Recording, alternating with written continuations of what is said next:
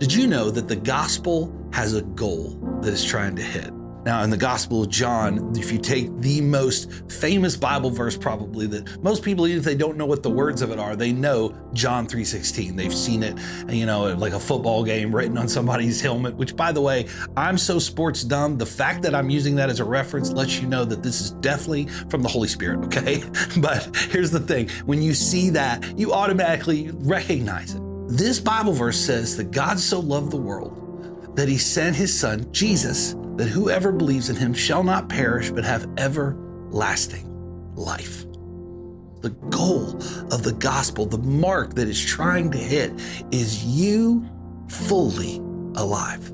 In John 10:10, Jesus literally says, I have come that you might have life and have it to the full, abundant, overflowing life.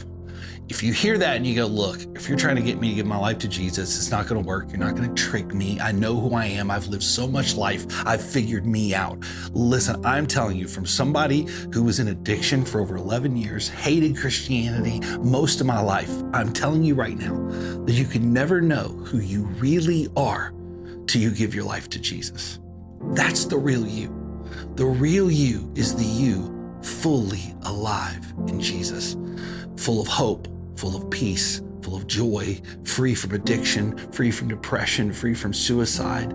You are meant to be fully alive. There are so many things that are trying to rob us and get us sidetracked from what it is that he's called us to. And I get it, but I want you to understand something, that when you read this thing, it's not just about a list of things that you have to do. It's a list of who you get to be. You get to be alive. You get to be the real you. Stop looking at it as like a list of bummers. He's calling you not from bummer to bummer, but from glory to glory. You're meant to be alive. So I want you to understand that as you read the gospel, Jesus isn't just trying to get you to stop doing things. He's literally trying to bring you to life, to become who you're meant to be. There's a reason why he sent his son to die, to pay the price you could never pay, to make the way you could never make.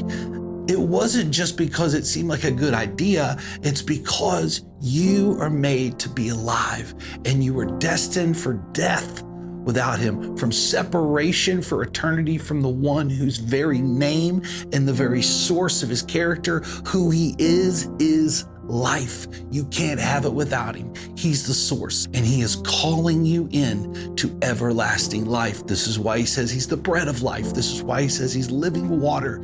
You are meant not to be the walking dead, but meant to be fully alive in Jesus.